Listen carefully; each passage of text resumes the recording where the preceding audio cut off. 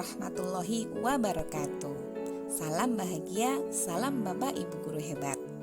Pada video kali ini saya akan menyampaikan aksi nyata modul 1.4 Budaya Positif.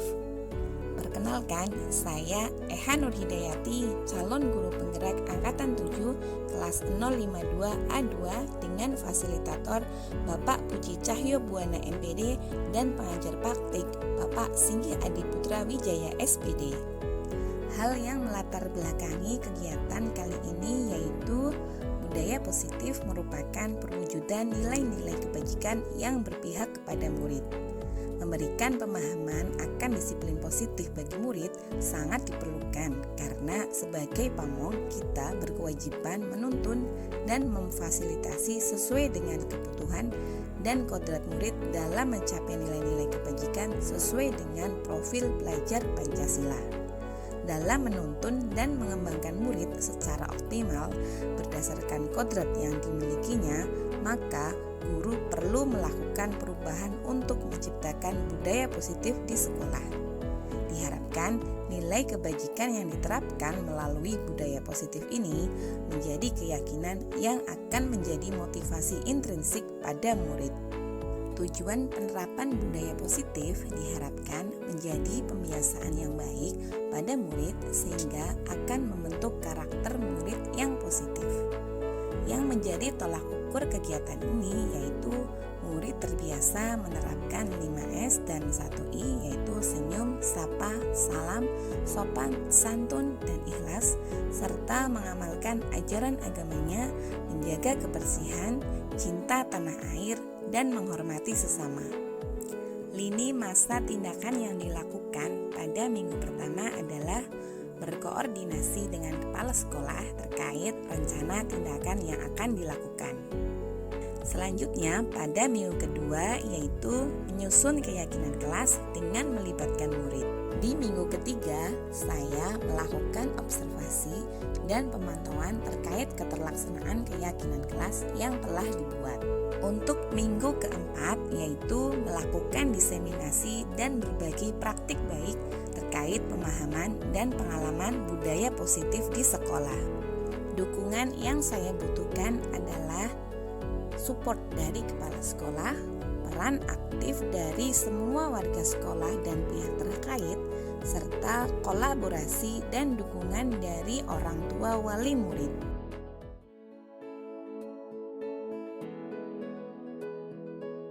Assalamualaikum warahmatullahi wabarakatuh. Waalaikumsalam warahmatullahi wabarakatuh. Alhamdulillah, assalatu wassalamu ala asrofil anbiya'i wal mursalin wa ala alihi wa sahbihi ajma'in. Amma ba'd. Rabbi shrahli sadri wa yassir li amri wahlul 'uqdatam min lisani yafqahu qawli.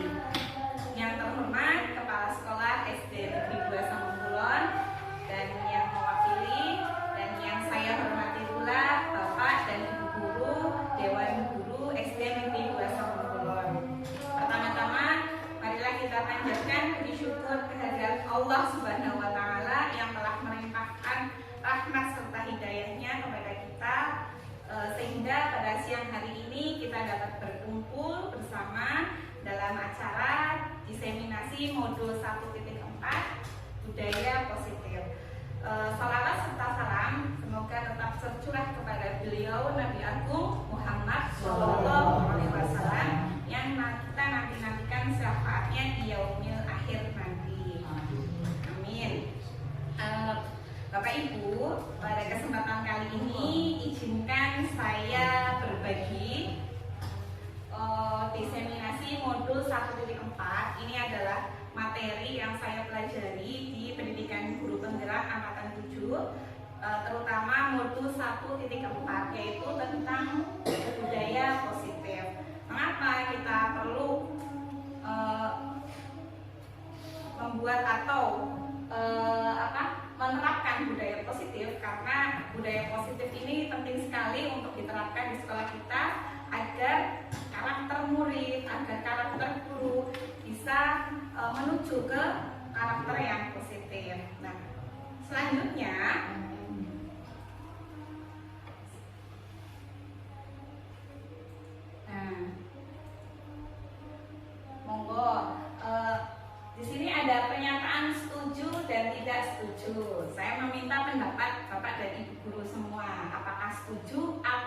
setuju dengan pernyataan berikut. 1. Pemberian hukuman dapat mendisiplinkan anak. Setuju atau tidak setuju? Setuju. Setuju, boleh. Tidak setuju. Oke, di sana tidak ada jawaban benar sekali. Ada yang setuju, ada yang tidak setuju. Oke, yang kedua, hukuman positif seperti membaca, membersihkan kelas dapat membentuk kedisiplinan anak. Setuju. Setuju. Tetapi saya pengalaman ada ilham itu tidak. Oke.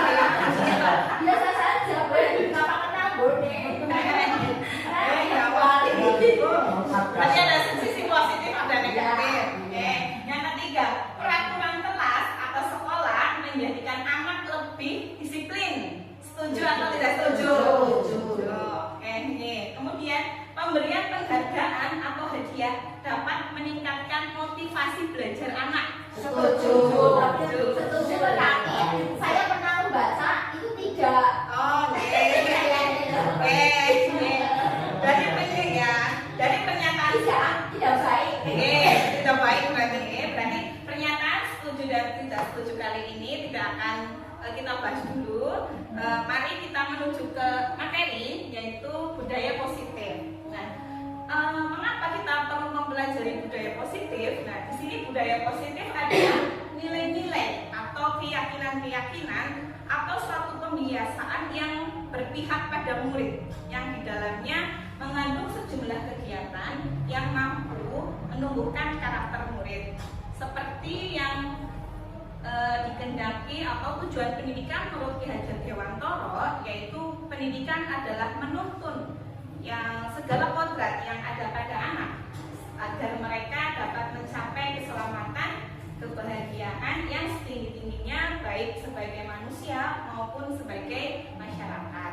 Oleh sebab itu, pendidik itu hanya dapat menuntun tumbuh hidupnya kekuatan kodrat yang ada pada anak agar dapat memperbaiki lakunya, bukan dasarnya, dan hidup serta tumbuhnya. Seperti diibaratkan pendidik adalah seorang petani. Petani tidak bisa mengubah antara tanaman padi menjadi tanaman jagung. Yang ada petani ini, bagaimana petani itu merawat benih-benih, misalnya padi, menyiangi rumput, memupuk, kemudian menghilangkan hama-hama agar padi itu atau benih itu tumbuh dengan baik. Seperti itulah kita, bagaimana kita menyediakan lingkungan yang positif, yang baik agar anak dapat tumbuh, dapat berkembang sesuai dengan kodratnya. Nah, kemudian materi yang akan saya sampaikan dalam budaya positif ini ada 6 materi, yaitu disiplin positif dan nilai-nilai kebajikan universal, kemudian teori motivasi hukuman, penghargaan dan restitusi, yang ketiga keyakinan kelas, dan yang keempat kebutuhan dasar manusia dan dunia berkualitas, yang kelima 5 posisi kontrol, dan yang keenam segitiga restitusi. Nah, tapi sebelum saya menyampaikan materi, kita permainan dulu. Tapi ini permainannya berpasangan. Sepertinya berpasangan depan belakang mawon ya, pas ini. Nah, nanti ada yang berperan sebagai A, ada yang berperan sebagai B. Kemudian A atau B silahkan mengambil secari kertas atau benda apapun. Anggaplah benda itu atau bisa dituliskan di kertas itu sesuatu yang sangat berharga untuk Anda ya. Kemudian dipegang, digenggam di salah satu tangan Anda. Buatlah sebuah kepalan, monggo dipraktekkan. Bu Mary dengan Bu Mar, Bu Muriati dengan Bu Nikmah, Bu Supri dengan digenggam, nah digenggam. Boleh ditulis sesuatu yang sangat berharga dan tidak akan Anda berikan ke orang lain. Yang satu, teman lain yang tidak menggenggam, boleh ditulis, boleh tidak apa-apa. Kemudian teman Anda yang tidak memegang apa yang menggenggam kertas atau benda, membuka dengan sekuat tenaga. Yang A harus mempertahankan sesuatu yang berharga, Sedangkan yang B membuka dengan sekuat tenaga. Yang B silahkan bisa menggunakan ancaman, intimidasi, iming-iming, merayu, atau mau iming-iming uang. Yang penting bisa membukanya. Monggo, bisa atau tidak? Pokoknya berusaha untuk membuka. Ya kamu harus mempertahankan supaya tidak sampai membuka. Karena itu adalah sesuatu yang sangat berharga.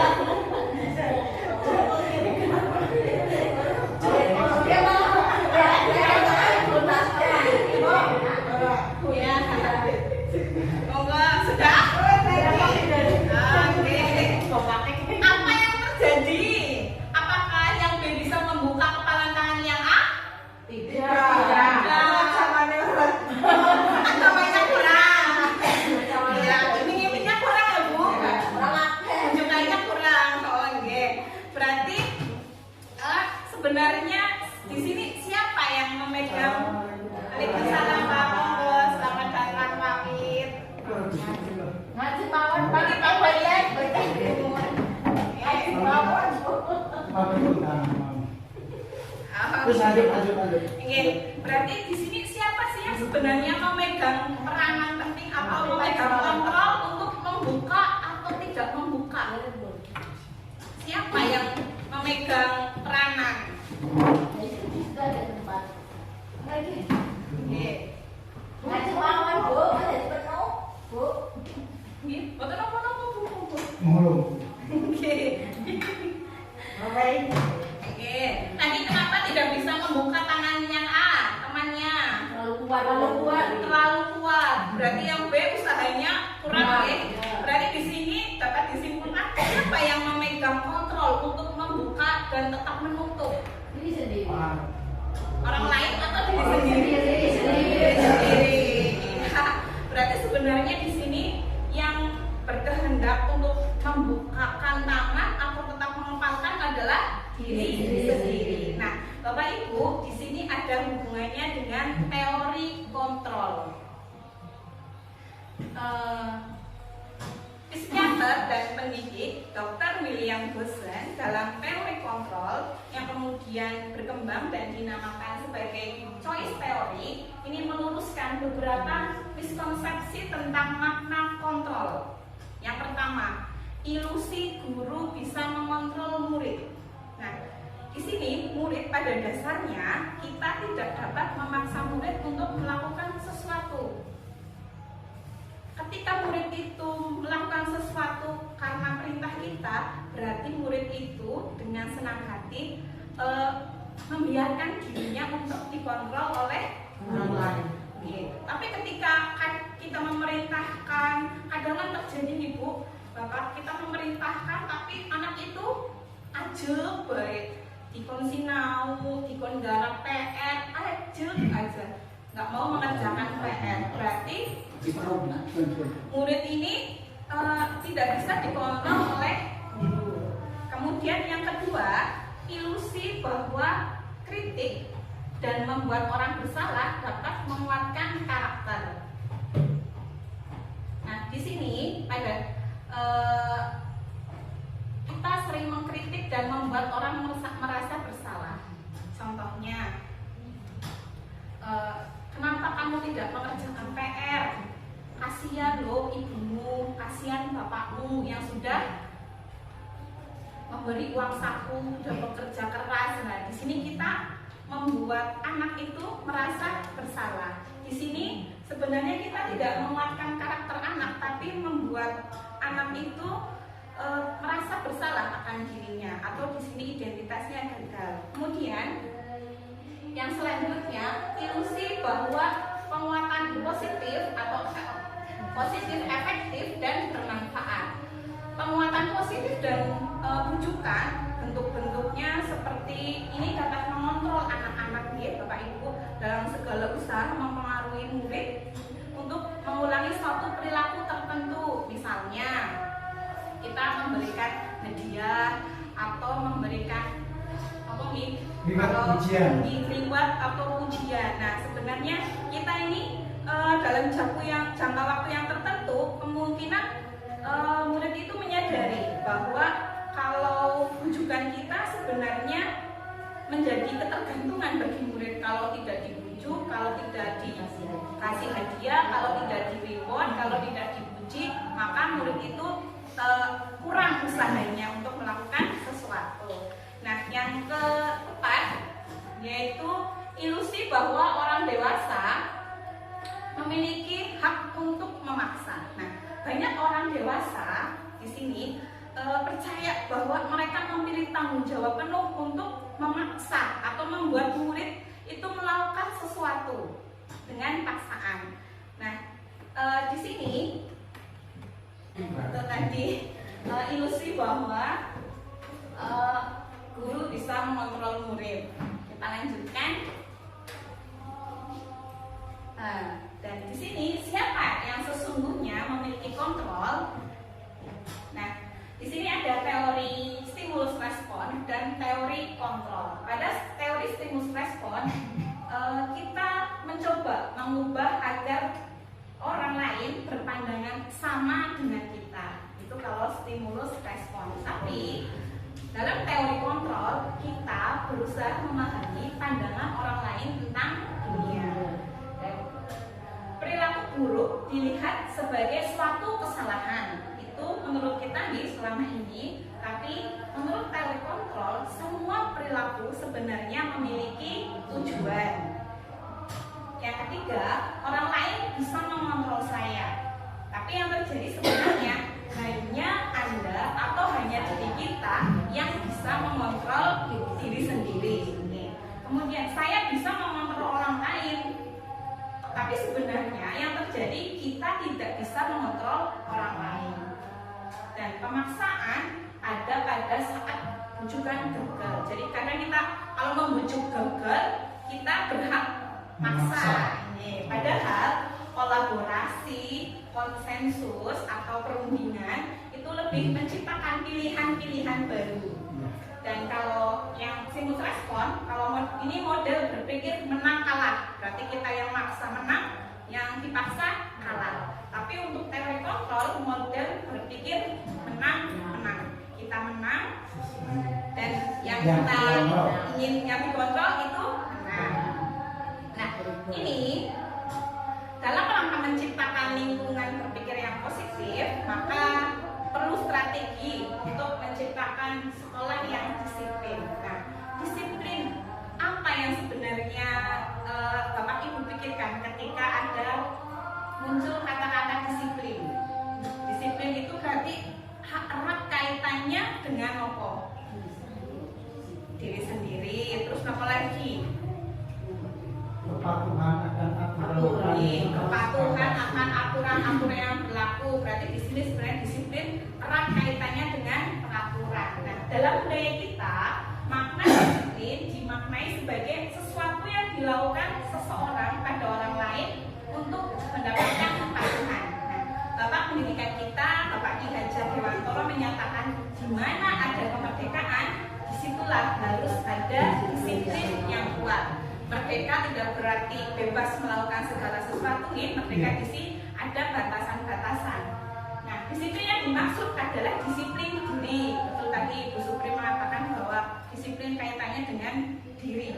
Ya, ini tentunya orang yang harus memiliki motivasi internal, bukan eksternal atau karena paksaan atau karena iming-imingan. Nah, jika kita tidak memiliki motivasi internal, maka kita memerlukan pihak lain untuk mendisiplinkan kita atau motivasi eksternal. Nah, karena biasanya karena ada motivasi eksternal dari luar, kita akan punya atau memiliki sikap disiplin karena kita belum memiliki motivasi di dalam diri kita. Nah, seseorang yang memiliki disiplin diri berarti mereka bisa bertanggung jawab terhadap apa yang dilakukannya karena mereka mendasarkan tindakan-tindakan mereka pada nilai-nilai kebajikan universal. Nah, apa itu nilai-nilai kebajikan universal?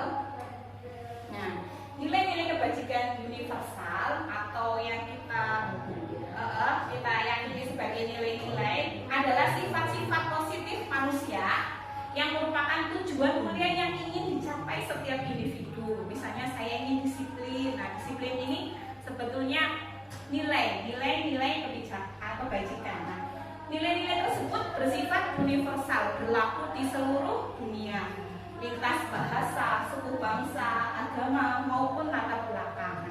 Sikap, perilaku, perbuatan itu yang tadi semuanya memiliki tujuan. Nah, dengan mengaitkan nilai-nilai kebajikan yang diyakini, maka seseorang memiliki motivasi intrinsik akan terbangun sehingga menggerakkan motivasi diri dalam untuk mencapai tujuan yang mulia yang diinginkan. Nilai-nilai kebajikan yang ingin dicapai pada setiap anak Indonesia, terutama dalam kurikulum Merdeka ini, kita kenal dengan profil pelajar Pancasila. Inilah nilai yang nantinya akan kita tuju atau kita harapkan tercetak, tercapai pada anak-anak, yaitu beriman, bertakwa kepada Tuhan Yang Maha Esa, berakhlak mulia, mandiri, bernalar kritis, berkebinekaan global, gotong royong, dan kreatif. Nah, ini biasanya sudah kita terapkan di dalam kegiatan P5.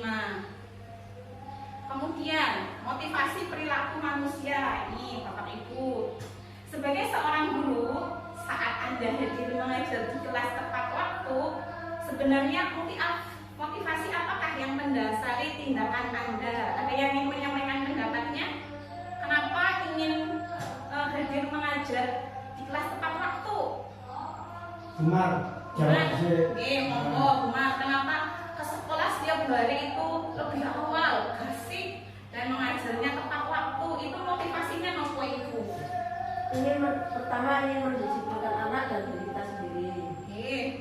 Terus yang kedua, karena kalau kita datang tidak tepat waktu, kadang-kadang anak pelajaran apa itu ya, berarti intinya ingin mendisiplinkan diri dan memberi contoh teladan kepada anak-anak. Kalau Bu Supri bagaimana? Bu Supri, kenapa Bu Supri ini ingin hadir mengajar tepat waktu di kelas? Motivasinya apa Bu Supri? Monggo Bu Supri.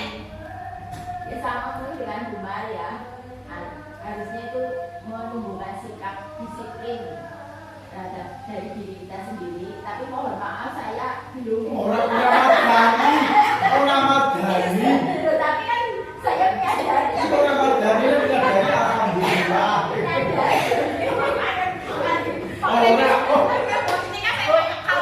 Tapi tepat waktu. Kan setiap harinya pasti inginnya datang tepat waktu ya. Kira-kira motivasinya apa? Apa karena mau dimarahi Pak Fidandi? Atau karena ada peraturan? Harusnya itu saya sih sebenarnya menginginkan sudah berniat dan tapi itu kendalanya di rumah. Kendalanya itu. Nah, berarti ada niat.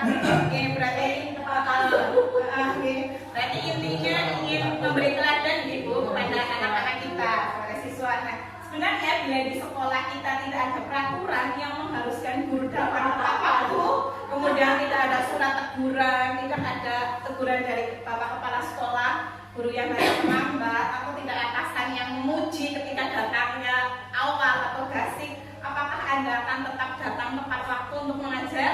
Ya. Sudah menjadi tanggung jawab.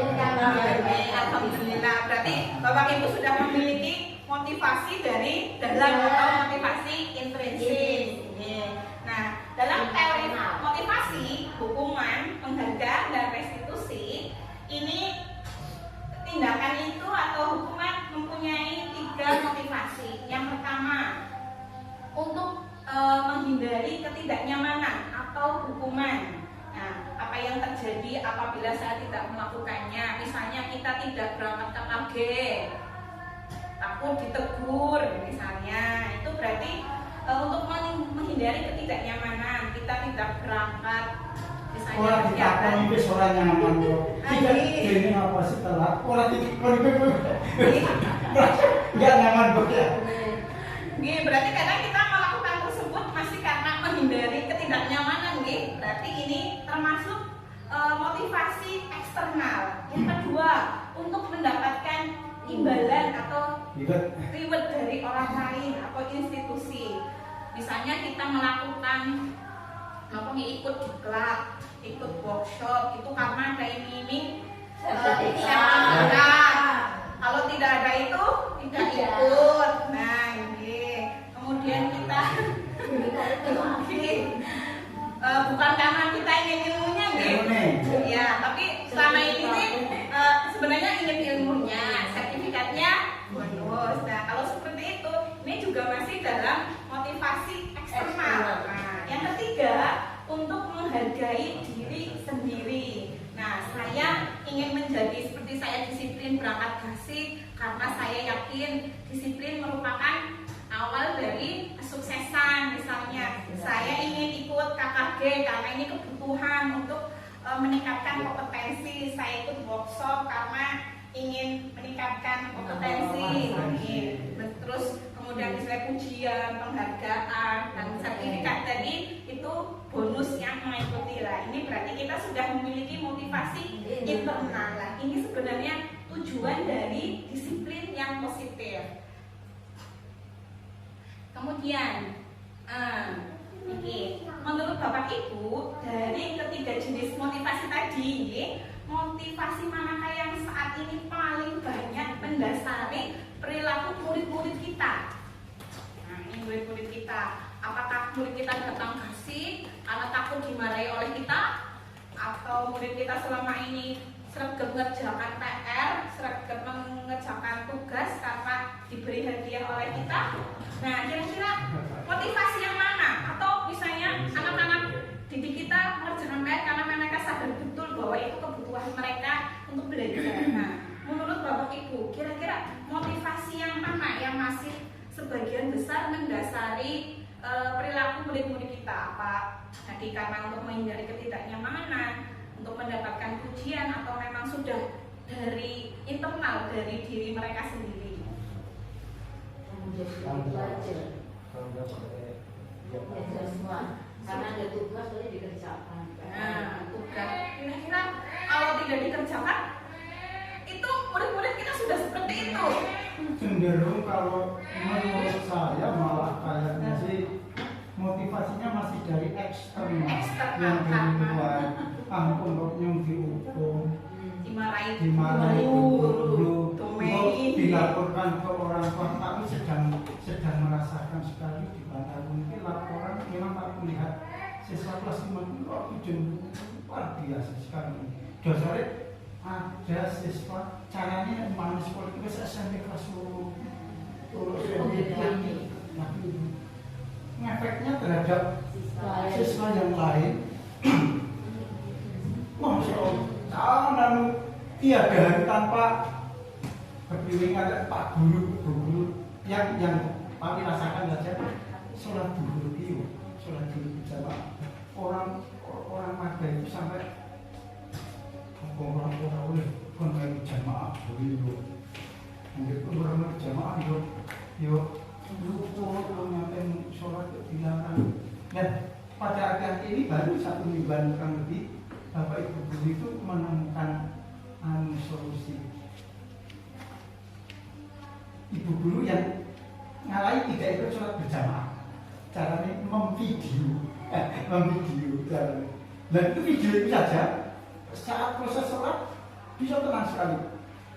Nah itu motivasinya kan, mbak terekam iya, nanti terciduk nih Pak, terciduk di video nih. Nah, mungkin secara umum motivasinya masih eksternal ya ada unsur keterpaksaanku.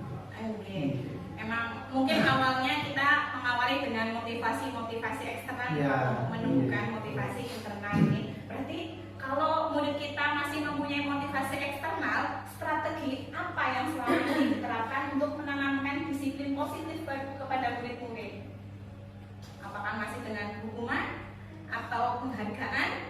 Itu tadi kolaborasi kemau sehingga kolaborasi yang di stimulus kontrol, yang teori kontrol, dibuatkan mungkin kesepakatan itu barangkali bisa timbul ya tidak hanya siswa kan kita juga di samping kita itu menjadi guru, kita juga menjadi anggota warga masyarakat, kan mestinya ini tidak terbatas hanya Iya betul Pak, tidak hanya terbatas di kelas saja kan? Sekolah Iya kan? juga bisa. Sehingga kalau kita bisa menerapkan bicara bisa. Pak, Iya. betul. Nah kemudian apa sebenarnya nih Bapak Ibu perbedaan hukuman dan konsekuensi? Nah di sini hukuman adalah sesuatu yang menyakitkan yang harus terjadi, sedangkan konsekuensi itu sesuatu yang harus terjadi. Nah biasanya kan kita selama ini menerapkan hukuman dan konsekuensi, tapi mari kita lihat perbedaannya dulu. Kalau hukuman membuat anak sakit baik fisik maupun hati, ini untuk efek dalam jangka yang waktu yang lama. Kalau konsekuensi membuat anak merasa tidak nyaman dalam jangka waktu yang pendek. Kalau hukuman nanti anak akan membenci kedisiplinan, tapi kalau konsekuensi anak akan menghargai disiplin. Nah hukuman ini bersifat memaksa, tapi kalau konsekuensi stimulus tanggapan. Kita menstimulus, nanti anak memberikan tanggapan. Nah hukuman juga mendorong anak menyakiti diri sendiri, membenci misalnya seperti itu. Tapi kalau konsekuensi mendorong anak agar mudah menyesuaikan diri. Hukuman juga membuat konsep diri yang buruk, ya. Jadi anak itu menganggap dirinya itu buruk. Tapi kalau konsekuensi membuat konsep diri dari anak itu baik, karena mungkin akan memicu tanggung jawabnya. Dan hukuman anak belajar untuk menyembunyikan kesalahan, mungkin karena takut, daripada ngomong jujur mending beromboni daripada takut dihukum, misalnya seperti itu. Dan kemudian kalau konsekuensi anak belajar untuk mematuhi peraturan. Nah, dan hukuman akan membuat anak itu merasa marah, rasa bersalah, dan ini yang lebih banyak dipermalukan nih, terus merasa tidak dihargai. Sedangkan konsekuensi ini anak menjadi kehilangan haknya, terus kemudian dibuat tidak nyaman, diasingkan untuk sementara. Nah kemudian mari Bapak Ibu kita berlatih perbuatan atau tindakan-tindakan guru ini merupakan konsekuensi atau hukuman. Monggo kita berlatih mencatat 100 kali di buku kalimat saya tidak akan terlambat lagi karena terlambat ke sekolah. Nah ini hukuman atau konsekuensi? Hukuman, betulkah hukuman? Masya Allah pinter. Lari mengelilingi lapangan basket 2 kali karena terlambat hadir di sekolah. Hukuman, coba kita cek. Ya betul. Kemudian murid diminta untuk push up 15 kali karena tidak menggunakan masker. Hukuman. Oke, betul sekali. Kemudian ini menggantikan kertas tugas teman yang telah dicoret-coret. Konsekuensi. Oke, betul. Ini adalah konsekuensi. Kemudian membersihkan tumpahan air di meja tulis karena tersenggol saat belajar. Konsekuensi. Kemudian murid disuruh untuk mengenakan sepatu seharian di sekolah karena tidak mengenakan sepatu hitam. Oh maksudnya meninggalkan apa? Bukan mengenakan, maksudnya tidak mengenakan sepatu. Caranya konyeter ini karena tidak menggunakan sepatu hitam. Hukuman, betul sekali. Nah, kalau lari mengelilingi lapangan basket 2 kali karena terlambat 10 menit untuk pelajaran PJOK. Nah, ini hukuman atau konsekuensi? Ya, hukuman. Lari mengelilingi lapangan basket karena terlambat 10 menit untuk pelajaran PJOK. Konsekuensi atau hukuman ini? Konsekuensi, masya Allah. Berarti Bapak Ibu di sini sudah memahami ini, sudah membedakan mana yang hukuman, mana yang konsekuensi. Nah, apa sebenarnya hukuman dan konsekuensi? Nah, ini Bapak Ibu, hukuman, nah itu sifatnya tidak terencana, tiba-tiba. Nah, anak atau murid tidak tahu apa yang akan terjadi atau biasanya tidak dilibatkan. Kemudian hukumannya ini biasanya bersifat satu arah. Pihak guru yang memberikan, siswa hanya menerima begitu tanpa melalui kesepakatan. Kemudian tidak diberitahu sebelum dan sesudahnya dulu. Nah, hukuman ini juga bisa diberikan secara fisik maupun psikis. murid atau anak disakiti oleh suatu perbuatan, misalnya tadi lari-lari ke lapangan basket atau kata-kata, biasanya dengan cara dimarahi. Nah, sedangkan konsekuensi yaitu sesuatu yang sudah direncana, disepakati, sudah dibahas dan disetujui oleh murid dan guru. Nah, umumnya bentuk-bentuk konsekuensi ini dibuat oleh pihak guru atau sekolah dan murid sudah mengetahui sebelumnya konsekuensi yang diterima jika muridnya melanggar. Nah, pada konsekuensi ini murid tetap dibuat tidak nyaman dalam jangka waktu yang pendek. Nah, sekarang tadi kan ada hukuman, konsekuensi, sekarang restitusi. Nah, apa ini restitusi? Nah, restitusi adalah sebuah proses menciptakan kondisi bagi murid untuk memperbaiki kesalahan mereka sehingga mereka bisa kembali ke kelompok mereka dengan karakter yang lebih kuat untuk memecahkan masalah. Ini digunakan restitusi karena di sini restitusi untuk menciptakan atau memperbaiki kesalahan dari murid itu sendiri. Nah, restitusi juga merupakan proses kolaboratif yang mengajarkan murid untuk mencari solusi dari masalah mereka sendiri dan membantu murid berpikir tentang orang yang seperti apa sebenarnya yang menjadi yang ingin mereka inginkan, yang menjadi tujuan mulia dari mereka dan bagaimana mereka harus memperlakukan orang lain. Ini adalah pendapat dari dosen 2004. Nah, sekarang, apa perbedaannya dari hukuman, konsekuensi, dan restitusi? Tadi kan kita menganggap konsekuensi sebagai pilihan yang lebih baik nih daripada hukuman. Nah, di sini hukuman merupakan identitas gagal atau dikategorikan identitas gagal, sedangkan identitas sukses atau disiplin di sini, sukses itu berarti disiplin dengan menggunakan konsekuensi dan restitusi. Nah, kalau tadi kan hukuman adalah sesuatu yang menyakitkan. Kalau konsekuensi sesuatu yang harus terjadi. Nah, kalau restitusi merupakan pilihan. Kalau hukuman tidak nyaman untuk murid, konsekuensi juga tidak nyaman untuk jangka pendek. Tapi kalau restitusi itu untuk menguatkan murid dalam jangka waktu yang panjang. Memang butuh proses, tapi penguatannya ini akan terbentuk dalam waktu yang lama. Nah, kalau dalam hukuman korban mendapatkan keadilan. Kalau dalam konsekuensi korban diabaikan. Sedangkan dalam restitusi korban mendapatkan ganti. Nah, dalam hukuman murid atau anak akan tersakiti. Kalau konsekuensi murid atau anak dibuat tidak nyaman. Sedangkan restitusi murid, anak atau anak mendapatkan penguatan. Nah, di sini contohnya untuk kata-katanya, misalnya dalam hukuman peraturannya adalah ini, terus kamu harus patuh. Nah, itu kalau misalnya hukuman peraturannya kan setiap sudah harus membawa topi upacara, berarti kamu harus, kalau tidak, nah nanti mendapatkan hukuman. Sedangkan konsekuensi di sini kita memberikan pertanyaan, apa peraturannya, begitu kepada murid. Kita mengingatkan murid akan peraturan-peraturan. Mampukah kamu melakukannya? Nah, kemudian kita mengucapkan terima kasih. Dalam restitusi kita akan mengatakan apa yang kamu yakini, terus kemudian apa yang bisa kamu lakukan untuk memperbaiki masalah ini. Nah, di sini dalam hukuman murid akan membenci peraturan. Jika konsekuensi murid menghormati.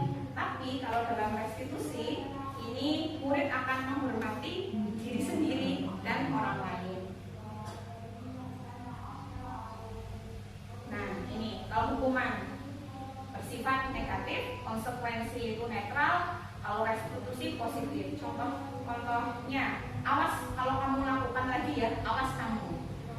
Sedangkan yang netral, lakukan apa yang saya katakan. Mari kita kerjakan, mari kita lakukan. Nah, kalau yang restitusi, apakah hal yang ingin sesungguhnya ingin kamu lakukan? Itu ketika ada masalah. Nah, ketika hukuman ada metode paksaan. Kalau netral ini stimulus respon, sedangkan restitusi adalah teori kontrol. Nah, kalau hukuman ini mencoba mengontrol anak ya dengan penguatan negatif. Kalau yang konsekuensi mengontrol anak tapi dengan penguatan positif. Kalau restitusi, anak paham bahwa dirinya sendiri yang memegang kendali untuk mengontrol dirinya sendiri. Nah, Bapak Ibu percaya atau tidak, sebenarnya penghargaan bisa menghukum atau dihukum oleh penghargaan. Di sini, di saat kita berulang kali menjanjikan hadiah kepada anak agar berperilaku bertanggung jawab, atau kepada murid agar mempelajari sesuatu yang baru, atau kepada seorang karyawan agar melakukan pekerjaan yang berkualitas, sebenarnya kita sedang beranggapan mereka itu tidak dapat melakukannya kalau tidak diberi penghargaan. Ya, tidak diingini, atau mereka tidak akan memilih untuk melakukannya kalau kita tidak memberikan mereka penghargaan. Nah, ini seperti kita sebenarnya dihukum oleh penghargaan. Nah, untuk dihukum oleh penghargaan ini banyak sekali efek buruknya nih. Penghargaan sebenarnya mempunyai sisi-sisi negatif, yaitu pengaruh jangka pendek dan jangka panjang. Penghargaan ini sebenarnya efektif untuk jangka pendek, tapi kalau kita terus-terusan maka anak itu atau orang itu tergantung kepada penghargaan. Kalau tidak diberi ya tidak melakukan yang terbaik misalnya. Kemudian penghargaan sebenarnya ini tidak efektif. Orang yang atau anak yang tidak mendapatkan penghargaan akan merasa kecewa. Ya, dia tidak efektif sebenarnya. Kemudian penghargaan merusak hubungan. Ini merasa iri. Biasanya ini dalam sistem ranking nih, yang tidak mendapatkan ranking pasti iri, yang tidak mendapatkan hadiah itu pasti iri. Ini biasanya terjadi di anak-anak kelas 1 nih Bu, kalau tidak dapat nangis misalnya. Itu salah satu dari bentuk iri akan merusak hubungan. Kemudian penghargaan mengurangi ketepatan. Nah, di sini riset, ada beberapa riset pada anak tidak untuk menebak sesuatu, kemudian yang diberi penghargaan dan yang tidak diberi penghargaan, maka yang diberi penghargaan maka ketepatannya berkurang. Kemudian penghargaan menurunkan kualitas. Nah, di sini ada riset kepada mahasiswa untuk membuat suatu artikel, dibayar ketika harus diterbitkan, dibayar ketika diterbitkan. Tapi yang tidak dibayar, maka mereka akan bekerja lebih keras untuk meningkatkan kualitas diri. Sedangkan yang dibayar, lama-kelamaan kualitasnya akan menurun. Nah, kemudian penghargaan mematikan kreativitas. Biasanya pekerjaan seni atau sebuah penulisan cerita ini kurang kreatif jika diberi penghargaan, karena ide-idenya atau kekreatifan mereka akan berkurang jika diiming-imingi penghargaan. Kemudian penghargaan sebenarnya menghukum. Penghargaan ini menghukum mereka yang tidak mendapatkan penghargaan. Mereka yang mendapatkan ranking kedua merasa paling dihukum. Kenapa aku ora ranking siji? Kadang misalnya kacek nilai 0,5 itu, Ibu, dengan yang ranking 1 dan kacek 0,1 tok. Tentunya bisa ranking 1. Nah, itu menghukum diri sendiri. Nah, penghargaan juga mematikan motivasi yang ada di dalam diri atau motivasi intrinsik. Nah, jika kita memberikan penghargaan kepada anak, pada saat dia sedang merasa bangga dengan pencapaiannya sendiri, misalnya anak bisa baca kalau kelas 1 bisa ngetuk sendiri, kan merasa senang banget begitu. Itu sebenarnya penghargaan yang sesungguhnya, pencapaian dia bisa menghitung, bisa membaca, bisa mengatasi masalah sendiri dengan dia merasa gembira. Itu adalah penghargaan yang sesungguhnya. Jika kita memberikan hadiah pada saat itu, maka kita secara tidak langsung mematikan motivasi dan kegembiraan dalam diri mereka sendiri. Nah, keyakinan kelas. Mengapa tidak peraturan saja? Nah, tadi Pak sudah membentuk keyakinan kelas atau kesepakatan. Mengapa tidak peraturan saja? Mengapa harus keyakinan kelas? Nah, mengapa kita memiliki peraturan yang harus menggunakan helm saat mengendarai kendaraan? Kenapa Bapak Ibu? Alasannya jangan karena ditilang, karena aturan, berarti mematuhi aturan. Berarti alasannya karena keselamatan. Nah, mengapa kita memiliki peraturan 3M, menggunakan masker, cuci tangan, jaga jarak? Kenapa kita melakukan itu? Kenapa punya peraturan seperti itu? Menghindari penyebaran. Berarti untuk menjaga kesehatan, keselamatan, lagi-lagi keselamatan. Mengapa kita memiliki peraturan harus datang tepat waktu pada saat mengikuti pelatihan? Nah, mungkin supaya pelatihannya tertib, efektif, tertib. Lah di sini keselamatan, kesehatan, ketertiban itu sebenarnya nilai-nilai yang kita yakini atau nilai-nilai kebajikan universal. Nah, sekarang kita bedakan nih antara peraturan dan keyakinan kelas. Kalau peraturan selalu kembalikan buku ke tempatnya, ini peraturan ya, kembalikan sesuatu pada tempatnya, ini peraturan. Nah, keyakinannya atau nilai dari peraturan itu adalah tanggung jawab. Kemudian peraturan ini dilarang mengganggu orang lain. Nah, keyakinannya atau nilainya adalah menghormati orang lain. Hadir di sekolah 15 menit sebelum pembelajaran dimulai. Nah, ini nilai yang sedang kita jalankan atau keyakinan yang sedang kita jalankan adalah menghormati orang lain dan komitmen. Dilarang melakukan kekerasan. Nah, ini nilai yang kita yakini adalah keselamatan, menghormati orang lain. Dilarang menggunakan narkoba. Nilai yang kita yakini adalah untuk menjaga kesehatan. Bergantian menunggu giliran. Ini nilai yang kita yakini menghormati orang lain, bersabar. Nah, kemudian gunakan masker. Nilai yang kita yakini kesehatan, keselamatan. Jangan berlari di kelas atau di koridor. Ini nilai yang kita yakini yaitu keselamatan dan keamanan. Nah, bagaimana kita membentuk keyakinan di kelas? Nah, Bapak Ibu, mungkin dimulai kita membentuk keyakinan di kelas. Mungkin kita sudah ada peraturan nih, tata tertib. Nah, tapi di samping tata tertib perlu juga ada keyakinan kelas atau kesepakatan kelas nih. Nah, kalau keyakinan ini bagaimana cara membentuknya di kelas? Setelah keyakinan kelas ini sebenarnya bersifat abstrak daripada peraturan, seperti tadi mengembalikan buku ke tempatnya itu tanggung jawab. Nah, kalau peraturan kan lebih rinci dan konkret. Keyakinan kelas berupa pernyataan-pernyataan universal yang umum. Nah, pernyataan keyakinan kelas senantiasa dibuat dalam bentuk yang positif. Kalau peraturan kan dilarang, jangan. Sedangkan betul Pak. Oke, nah kalau keyakinan ini bentuknya tidak negatif tapi kalimatnya positif. Nah, kelasnya hendaknya tidak terlalu banyak sehingga mudah diingat, dipahami, dan nantinya akan mudah dijalankan. Nah, keyakinan kelas sebaiknya sesuatu yang dapat diterapkan oleh lingkungan tersebut.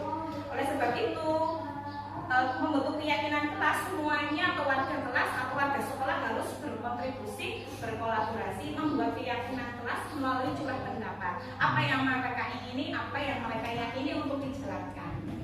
Kemudian bersedia meninjau kembali keyakinan kelas dari waktu ke waktu. Tentunya mungkin jika ada yang tidak sesuai dengan kegiatan. Nah, ini adalah pembuatan keyakinan kelas di kelas 5. Pada saat itu saya membuat keyakinan dengan anak-anak. Pertama curah pendapat. Awalnya saya menanyakan kepada anak, apa kelas impian seperti apa yang diinginkan anak-anak. Kamu memimpikan kelas ini itu kelas yang seperti apa? Apa kelas yang bersih, yang anak-anaknya berbicaranya sopan, tidak berbicara kotor, atau anak yang kelasnya dihias. Pokoknya mereka menuliskan satu impian mereka di satu kertas. Satu anak boleh lebih dari satu impian. Apa saja impian anak-anak. Kemudian setelah menulis, mereka tempelkan di papan tulis ya. Impiannya apa saja. Nah, kemudian untuk membentuk sebuah impian agar kelas ini seperti mereka impikan kan, kita harus menjalankan atau sebuah memerlukan kesepakatan, komitmen untuk menjalankan agar kelas impian itu bisa terwujud. Nah, setelah itu impian-impian mereka dikelompok-kelompokkan dalam satu kelompok yang kategori yang sama, misalnya disiplin, bertanggung jawab. Kemudian setelah itu bersama-sama menghias dan menempelkan, dan itulah hasil yang dicapai oleh anak-anak di kelas 5. Nah, Bapak Ibu, mari kita berlatih mana yang merupakan keyakinan kelas dan mana yang merupakan kesepakatan kelas. Yang sebelah kiri atau yang kanan, mana yang sebenarnya lebih ke keyakinan? Yang kiri atau yang kanan? Yang keyakinan. Yang keyakinan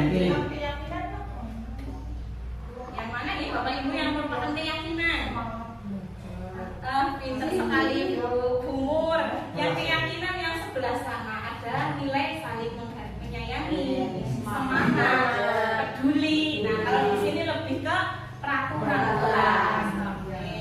Nah, Bapak Ibu, sebenarnya untuk membuat suatu keyakinan ini kan didasari oleh surat pendapat dari murid, kesepakatan. Tentunya murid itu melakukan sesuatu pasti ada tujuannya.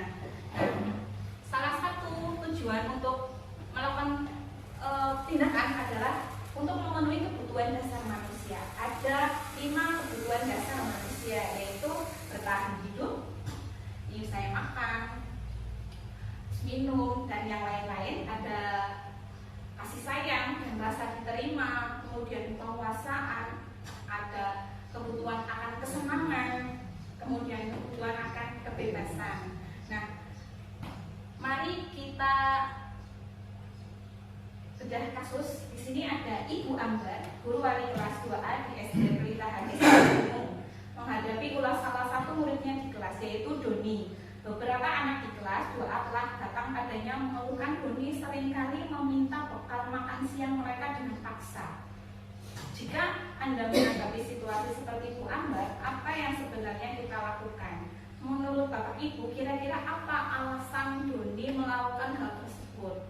Belum sarapan. Ya, betul sekali. Untuk memenuhi kebutuhannya, Ibu. Mungkin tidak punya kebutuhan dari bertahan hidup. Ya, betul sekali, Bu Supri. Karena sebenarnya semua tindakan oleh yang dilakukan menteri itu mempunyai tujuan. Latar belakangnya. Misalkan dia minta uang itu karena tidak sanggup. Ya, jadi kita harus memahami apa nih dasar-dasar kebutuhan anak itu sebenarnya apa. Nah, begitu. Tapi pada kasus tertentu, ya mungkin ya kasistis mungkin dia mau jendule ya apa. Nek metu usine. Itu berarti kebutuhan kesenangan Pak Ibu, karena kesenangan. Nah, senang. Iya. Kok kurang apa kan? Kocane kurang apa? Mungkin karena di rumah dikekang, bisa Berarti ingin kebebasan. Pak, ini tadi ada mungkin kebutuhan kesenangan nih, ada juga kebebasan nih. Jadi seorang guru itu harus tahu motivasi apa sebenarnya yang dilakukan oleh murid kita, kebutuhan dasar apa yang sedang mereka penuhi dalam tindakan mereka, gitu.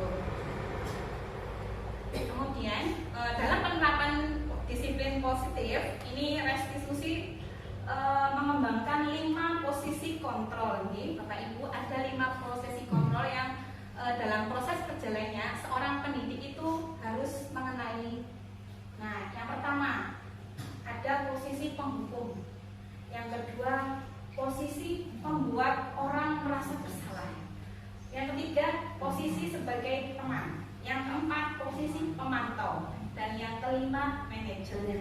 Di posisi manakah kita selama ini terhadap murid-murid kita? Nah, kalau posisi penghukum dan membuat orang bersalah ini nanti identitasnya gagal. Nah, ini biasanya untuk menghindari hukuman. Teman atau pemantau ini untuk nanti hasilnya identitas sukses, tapi ini masih kontrol dari luar. Nah, kalau yang manajer ini kontrol diri. Biasanya guru berbuat untuk menghukum, menghadik, menunjuk-nunjuk, menyakiti. Kemudian kalau pembuat rasa bersalah biasanya ceramah, seharusnya ibu kecewa, panjang lebar. Kalau teman membuat alasan-alasan untuk muridnya, ayolah kamu baik, guru minta ini ya, ayolah kerjasama, misalnya begitu. Yang kali manajer, kalau pemantau menghitung dan mengukur, dan kalau manajer mengajukan pertanyaan-pertanyaan untuk mengganti kepada murid. Nah, kalau penghukum, kalau kamu tidak melakukan, awas ya, nanti kamu dihukum, nah dan sebagainya dengan ancaman-ancaman. Kalau pembuat orang bersalah, kamu seharusnya kamu tahu ibu lelah sekali mengapakannya, ibu stres. Nah, ini membuat anak itu merasa bersalah. Kalau teman, ayolah lakukan demi ibu, masa kamu tidak mau? Nah, kalau pemantau, apa peraturannya? Kamu melakukan ini sesuai tidak dengan peraturan?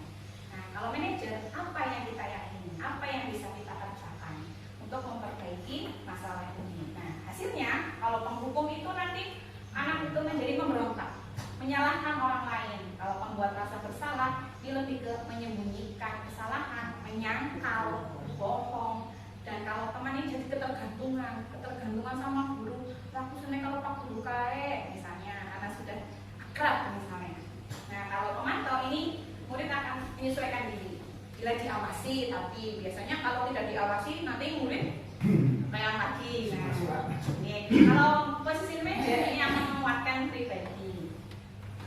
Nah, Bapak Ibu, ini adalah contoh perbuatan atau tindakan guru dalam posisi model.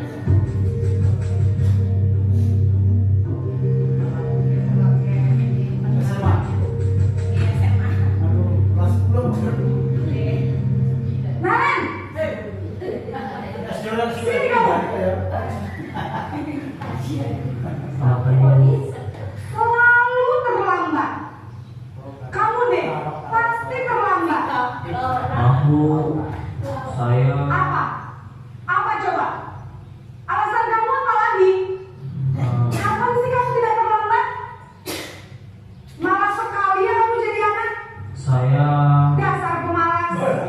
Gak kapok-kapok sih kamu. Sudah berapa kali terlambat? Sana, kamu keliling lapangan basket 2 kali.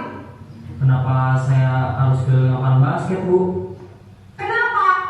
Kamu ngelawan ibu? Berani-beraninya jawab. Sudah terlambat, masih berani jawab pula. Sekarang, keliling lapangan basket 5 kali sekalian. Biar kapok. Cepat. Pergi sana ke lapangan basket. Nah, ini posisi guru sebagai penghubung. Pernah nggak Bapak Ibu kita melakukan seperti itu? Tidak pernah. Secara umum, Oke. secara umum Bapak Ibu guru kan namanya hukuman. Yes, nah, sekarang kita lihat praktek penerapan.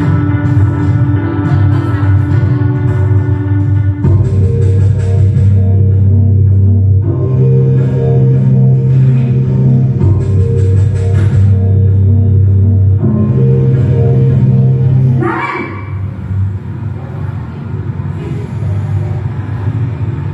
Selamat pagi, Bu. Naren! Kamu kenapa terlambat lagi, nak? Ya Tuhan, Naren. Kamu senang ya bikin ibu susah ya? Kalau kamu terlambat lagi, nanti ibu yang ditegur bapak kepala sekolah, nak. Disangka ibu tidak bisa membina kamu. Duh, gimana ini? Maaf, Bu. Duh Gusti Naren. Kamu suka ya kalau ibu ditegur bapak kepala sekolah? Terus, sekarang ibu harus tulis apa yang di buku absen? Ini kamu sudah sering terlambat loh. Ibu harus apa coba? Maaf, Bu. Maaf sekali. Ya sudah, lain kali jangan bikin ibu susah lagi ya, nak ya. Ibu tidak akan kuat lagi kalau kamu begini terus. Bisa jantungan kalau ibu ditegur bapak kepala sekolah. Sana cepat ke kelas. Maaf ya, Bu. Maaf sekali. Nah, ini membuat rasa bersalah. Nadanya lebih halus daripada yang membuat rasa. Nah, sekarang penerapan posisi teman.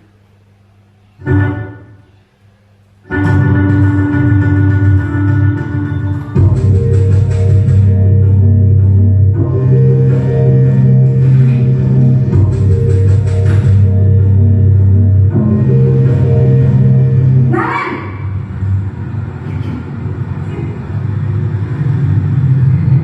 Selamat pagi, Bu. Wah, sudah jam berapa ini, nak? Terlambat lagi ya, sayang? Iya, Bu. Habis ibu saya lupa membangunkan saya, Bu. Kamu malah menyalahkan ibu kamu. Kamu bukannya anak yang larinya paling kencang. Kok terlambat sih? Iya, Bu. Saya memang terlambat bangun tadi.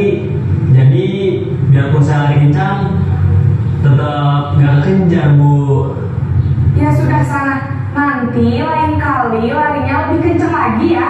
Biar gak terlambat lagi. Bikin senang ibu. Demi ibu. Bisa kan? Bisa lah, Bu. Ya sudah sana masuk kelas. Ibu beresin urusan absen kamu.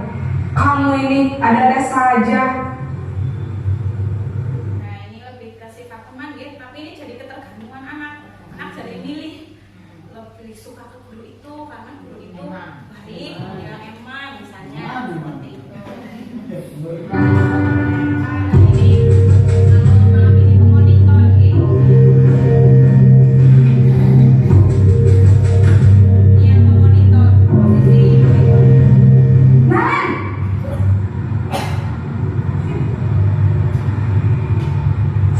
Bu.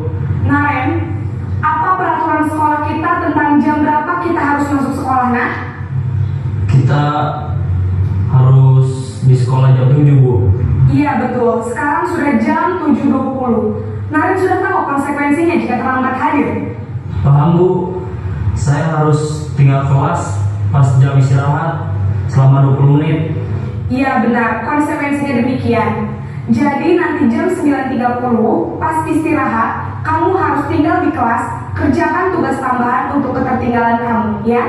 Baik, Bu. Ini posisi sebagai pemonitor. Posisi pemantau mengandalkan Ini pemantau ya. Kemudian yang terakhir adalah posisi manajer.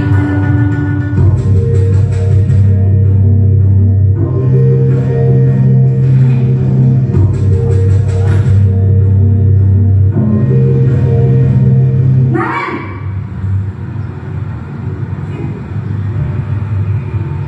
Selamat pagi, Bu. Selamat pagi, Naren. Maaf, Bu. Saya terlambat. Iya, sekolah masuknya jam 7, sekarang sudah jam 7.20. Jadi sekarang bagaimana ini, Naren? Maaf, Bu. Saya lupa setel alarm saya semalam. Baiklah, menurut kamu, keyakinan sekolah yang mana yang perlu kamu tingkatkan? Menghargai diri sendiri dan orang lain mungkin ya, Bu. Setuju. Jadi, apakah Naren meyakini prinsip saling menghormati tersebut? Iya, Bu. Saya meyakininya.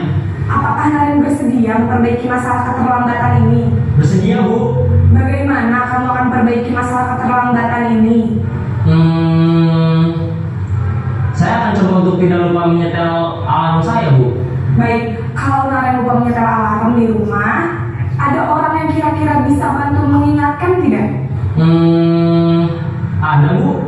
Kakak saya, Kak Emma. Ada lagi selain Kak Emma? Selain Kak Emma, ada ibu saya. Baik, jadi yang mengingatkan Naren adalah Kak Emma dan ibu kamu ya? Kira-kira akan mulai setel alarm kapan nih, Naren? Setelah pulang sekolah, akan segera saya lakukan. Baik, jadi Naren akan setel alarm untuk bangun besok pagi dan akan diingatkan oleh kakak dan ibunda Naren ya. Ada lagi yang mungkin perlu dilakukan, Naren, agar tidak terlambat bangun lagi? Tidak ada, Bu. Baik, Naren, terima kasih untuk kerjasama kamu. Sekarang kamu perlu kembali ke kelas untuk belajar. Baik, Bu. Terima kasih. Ini adalah posisi manajer mengingatkan tentang keyakinan-keyakinan yang sudah dipahami. Oke. Kemudian, mari Bapak Ibu, dari video-video tadi dan penjelasan tadi, mari kita mencoba pernyataan-pernyataan di sini merupakan posisi kontrol mana? Penghukum atau pembuat rasa bersalah, teman, terus kemudian pemantau ataukah manajer? Saya kecewa sekali dengan kamu. Nah, ini kira-kira Pernyataan bersalah. coba kita lihat. Betul sekali Bapak, membuat rasa bersalah. Kamu tidak pernah benar melakukannya. Nah, ini berarti posisi sebagai apa ini? Apakah menghukum, merasa bersalah? Tidak pernah, berarti yang betul sekali menghukum. Ayolah lakukan demi ibu atau bapak. Ini posisi sebagai teman. Masya Allah, pintar sekali. Apakah kamu mau mendapatkan stiker bintang hari ini? Nah, ini posisi sebagai apa ini? Ini pemantau Pak, karena mengiming-imingi begitu. Kemudian bagaimana kamu bisa menyelesaikan masalah ini? Nah, betul sekali Ibu. Ini adalah posisi manajer. Kamu selalu yang paling terakhir. Nah, berarti ini Bersalah. bersalah. Ini selalu loh Pak, selalu yang paling terakhir. Berarti apa penghukum, merasa bersalah, teman. Iya, betul sekali. Ini berarti dari video singkat-singkat tadi Bapak Ibu sudah memahami nih mana yang 5 posisi kontrol dan yang materi yang terakhir yaitu segitiga restitusi. Nah, segitiga restitusi adalah suatu pemecahan masalah menggunakan proses dialog yang dijalankan oleh guru dan atau orang tua untuk menghasilkan murid yang mandiri dan bertanggung jawab. Ada 3 kegiatan untuk melakukan segitiga restitusi, yaitu 1, validasi menstabilkan identitas, validasi kebutuhan, dan menanyakan keyakinan. Nah, apa tahap-tahapannya? Yang pertama, menstabilkan identitas. Ini untuk membuat anak-anak yang merasa gagal karena berbuat salah menjadi positif terhadap dirinya. Biasanya guru berkata seperti ini, berbuat salah itu sesuatu hal yang manusiawi. Tidak ada manusia yang sempurna. Bapak Ibu juga pernah melakukan kesalahan. Kamu pasti bisa melakukan atau menyelesaikan permasalahan ini. Ibu tidak tertarik untuk mencari tahu siapa yang benar atau yang salah, tapi ibu lebih tertarik ke bagaimana kamu menyelesaikan masalah ini. Kemudian bisa juga dikatakan, kalau kamu menyalahkan dirimu sendiri terus menerus, apakah kamu bersikap baik pada dirimu? Nah, di sini untuk memunculkan sikap-sikap positif dari anak. Kemudian yang kedua yaitu tahap validasi kebutuhan. Nah, tahap validasi kebutuhan ini membantu siswa mengenali kebutuhannya. Kebutuhan yang ingin dipenuhinya dari melakukan kegiatan kesalahan itu. Di sini guru bisa berkata, kamu bisa saja kan melakukan hal yang lebih buruk, tapi kamu memilih tidak melakukannya. Kemudian kamu pasti punya alasan kenapa kamu melakukannya. Kemudian apa yang penting bagi kamu, atau kamu boleh tetap berusaha menjaga sikap itu, tapi tambahkan sikap yang lain atau yang baru atau yang lebih baik. Kemudian maukah kamu belajar cara lain untuk mendapat yang kamu butuhkan tanpa harus memukul, misalnya kesel ya, harus mukul misalnya, tapi bisa dialihkan ke yang lain. Apakah kamu bisa melakukan dengan lebih baik lagi esok? Nah, itu yang dikatakan oleh guru. Kemudian yang terakhir yaitu tahap menanyakan keyakinan. Di sini anak melihat kesalahannya dihubungkan dengan norma-norma atau nilai-nilai atau keyakinan kelas yang sudah disepakati, yang mendasari hubungan interaksi manusia yang satu dengan lainnya. Di sini guru berkata, apa nilai yang kita percaya di sekolah kita? Nilai-nilai apa yang sudah kita sepakati? Nah, kelas ideal itu yang seperti apa sih? Atau kamu ingin jadi anak yang seperti apa sebenarnya? Kemudian apa yang kamu rasakan kalau kamu melakukan itu? Kamu menjadi orang yang seperti apa? Nah, Bapak Ibu, di sini praktek saya dalam melakukan kegiatan segitiga resolusi. Assalamualaikum warahmatullahi wabarakatuh. Saya Ehan Hidayati, calon guru penggerak angkatan 7 dari SD Negeri 2 Sambulan, Kabupaten Banyumas. Video ini merupakan demonstrasi kontekstual praktik penerapan segitiga restitusi di sekolah saya. Sebagai informasi, segitiga restitusi adalah suatu proses dialog yang dijalankan guru atau orang tua agar dapat menghasilkan murid yang mandiri dan bertanggung jawab. Terdapat 3 tahapan dalam segitiga restitusi, yaitu menstabilkan identitas, validasi tindakan yang salah, dan menanyakan keyakinan. Pada tahap menstabilkan identitas dilakukan berdasarkan prinsip bahwa membuat kesalahan adalah bagian dari proses pembelajaran yang nantinya menggeser identitas gagal ke identitas sukses. Selanjutnya, tahap validasi tindakan yang salah dilakukan berdasarkan prinsip bahwa setiap perilaku berupaya memenuhi suatu kebutuhan. Guru akan bergeser dari pemikiran stimulus respon menjadi proaktif, sehingga dengan mengenali dan mengakui kebutuhan murid akan memperbaiki hubungan dengan murid. Tahap yang terakhir yaitu menanyakan keyakinan. Pada tahap ini, murid akan diberi pertanyaan-pertanyaan bermakna untuk memunculkan motivasi secara implisit, sehingga mampu mengaitkan keyakinannya dengan tindakan yang salah.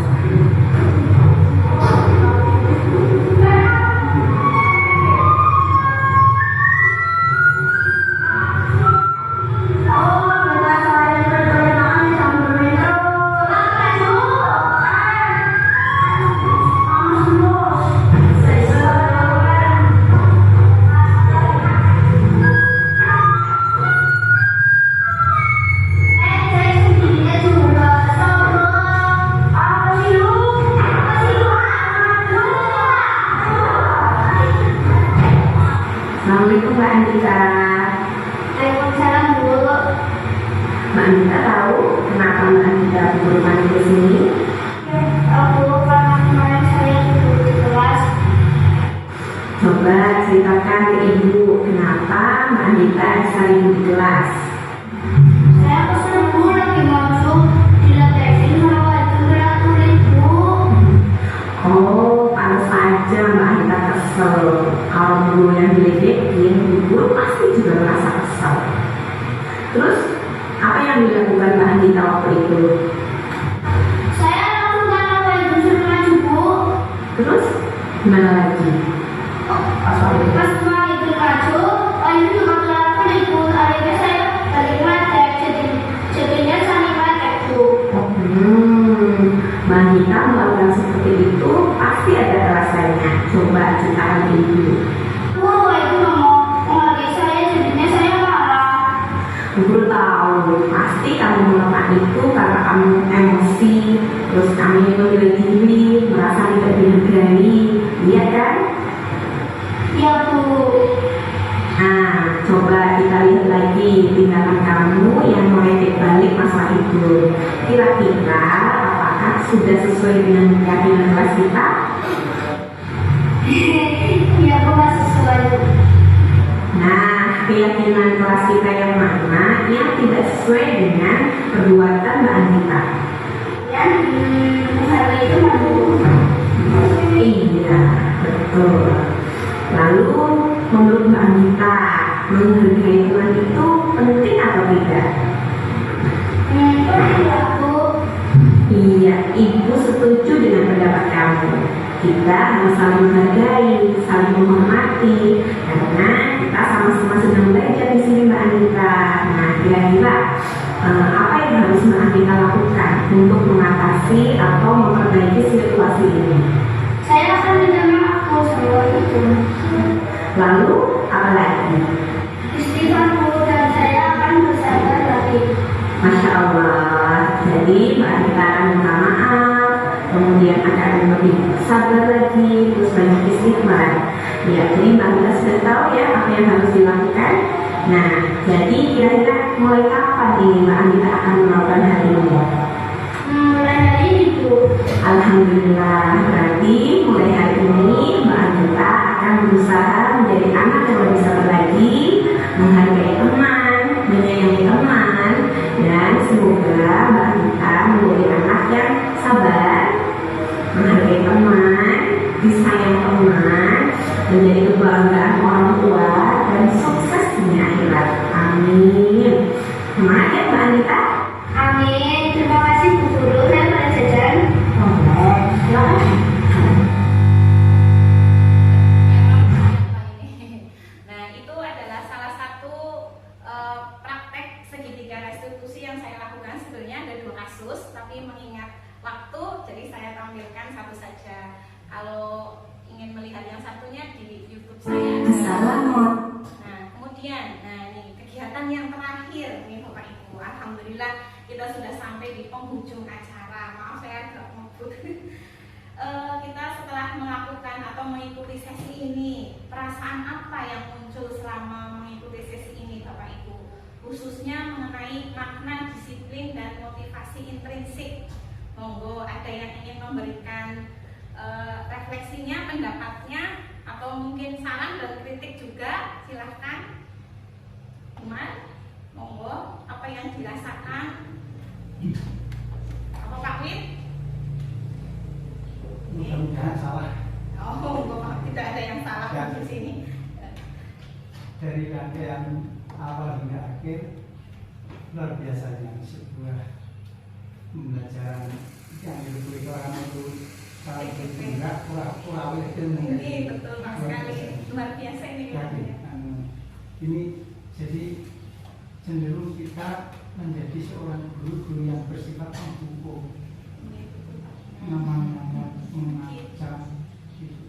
Jadi Mbak menjaluk fotoan, menjaluk kopian ya. Jadi nanti 2 kegiatan ini akan Pak Wid informasikan ke teman-teman ini tentang tadi saya cuplik bagaimana cara membuat visi Pak Wid itu. Yang kedua ini nanti akan untuk kegiatan dua kali itu mungkin kalau minggu besok bisa yang visi, nanti berikutnya akan Pak Wid bagikan informasi pada sumber ini. sangat luar biasa. Artinya kalau bagaimana kita dituntut yang murid kita dikelompokkan mungkin dalam kelompok kategori angger sing wajar normal biasa dengan hukuman patuh tak wajar.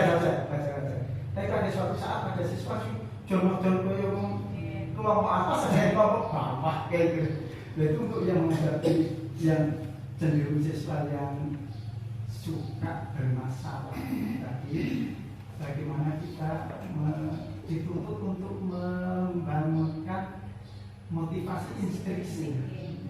Jadi mungkin termasuk Bapak Ibu dulu ancaman hukuman dan surat masalah dari anak itu bisa dalam masalahnya sekarang mungkin yuk kita coba kita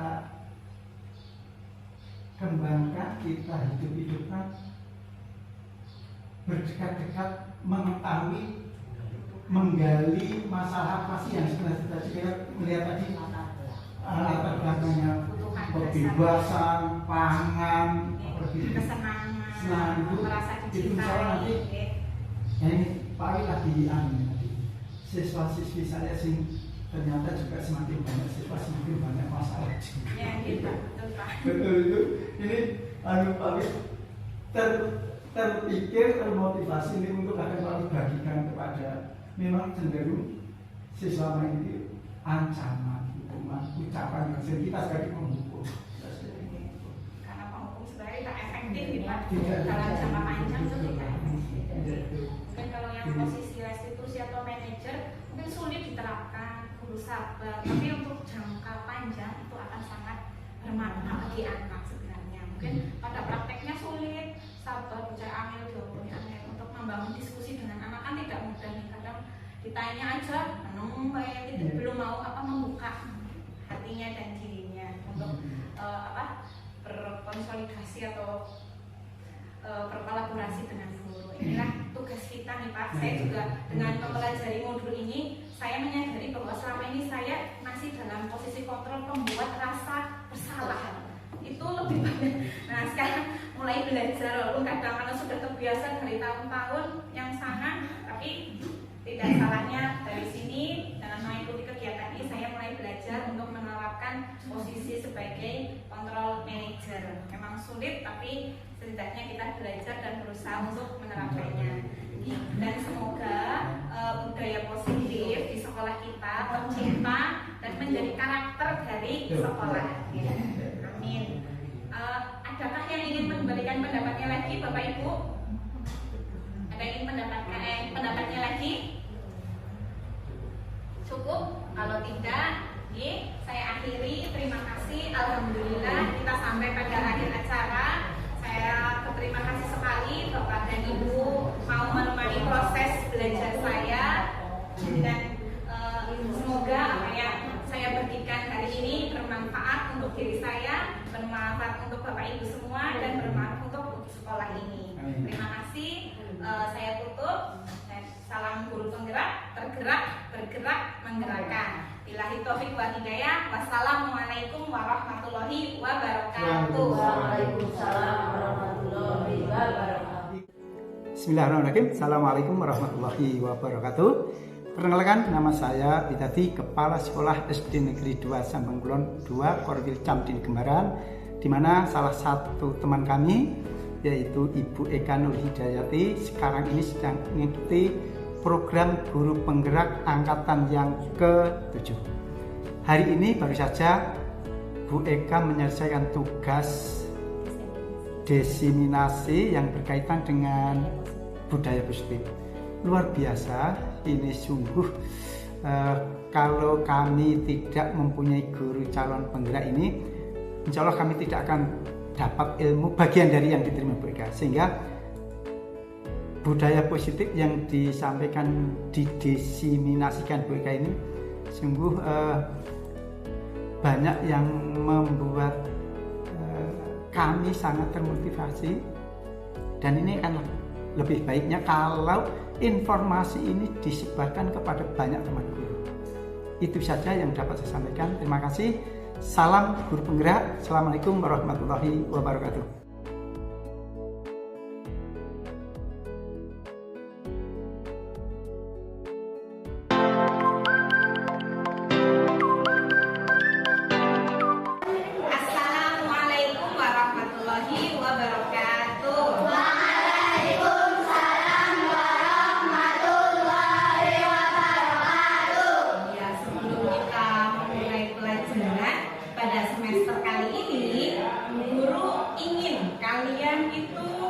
membayangkan, memimpikan kelas impian seperti apa yang kalian inginkan.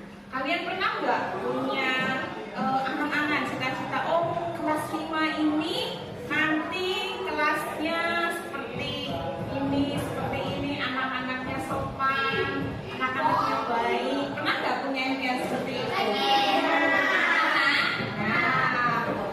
Kali ini guru ingin kalian menuliskan kira-kira apa kelas impian yang kalian bayangkan. Jadi nanti kalian menuliskan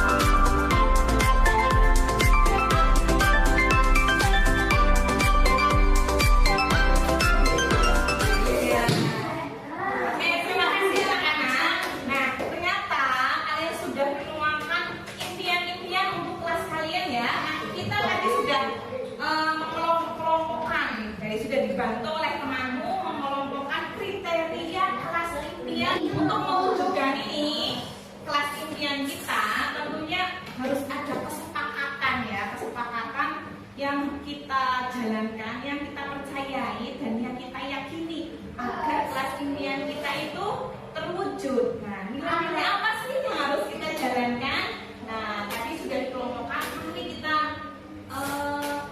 fokuskan apa sebenarnya yang kalian inginkan dari kelas ini. Nah, tadi sudah dikelompokkan, teman-teman menghargai guru, saling menghargai, menghormati, saling menghargai. Nah, berarti di sini nilai yang harus kita jalankan atau keyakinan yang harus kita jalankan itu apa? Menghargai dan menghormati. Ah, pintar sekali. Saling menghargai dan menghormati. Oke, menghargai.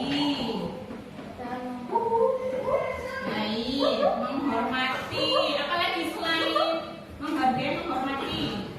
Bisa juga peduli ya.